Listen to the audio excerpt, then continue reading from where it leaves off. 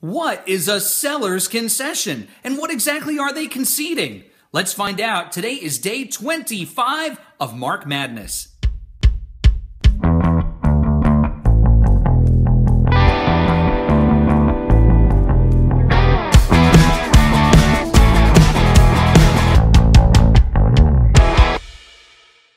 Hey everyone, welcome to day 25 of Mark Madness. I'm your host, Mark J. Schmidt of Remax Country and MoveMeMark.com.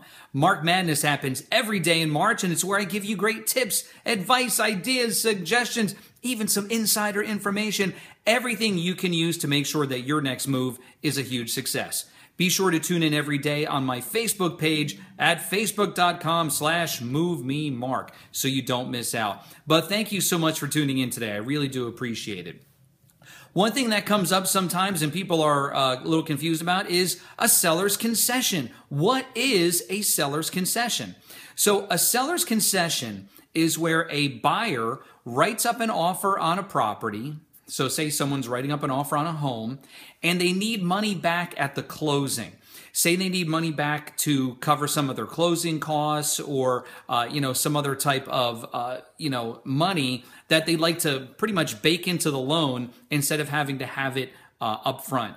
You'll see seller's concessions quite a bit in FHA loans. An FHA loan is a loan where the buyer only has to bring 3.5% down in order to buy the home. So sometimes they'll ask for seller's concessions there, in order to, like I said, cover their closing costs and whatnot, and then they can proceed with the deal. Now, when you have a seller's concession, the one thing you really do have to look out for is that you have to make sure that your home is going to appraise at that value. So say, for example, you have a house that's $300,000, okay?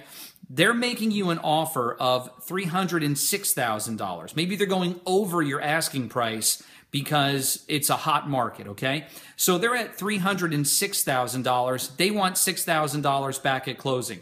You're still making your $300,000, but they need $6,000 back. Your home now has to appraise for $306,000. As long as your home is going to appraise at that extra amount, you really shouldn't have a problem. Sometimes this can be easier if, say, your home's been on the market for a while and maybe you've been a little too ambitious with your price.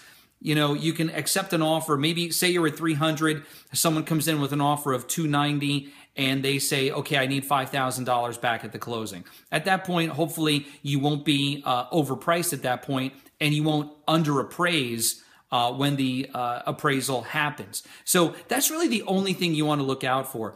Also, one thing I tell my clients is if you're going to accept a contract with a seller's concession, you're not getting the benefit of that money. Like in my previous example, you could be selling your home for $306,000, but you're only netting $300,000 from the sale. So what you want to do is you want to make sure that your agents are not charging you a commission on that $6,000. I exclude that when figuring out commission because it's just not right. The seller isn't getting the benefit of that $6,000. They shouldn't have to pay a commission on it. So that's it. That's a seller's concession. Now, if you have questions about buying or selling a home, please give me a call anytime. You can reach me at 908-705-5110. Thank you so much for tuning in today. I hope to see you tomorrow for more Mark Madness.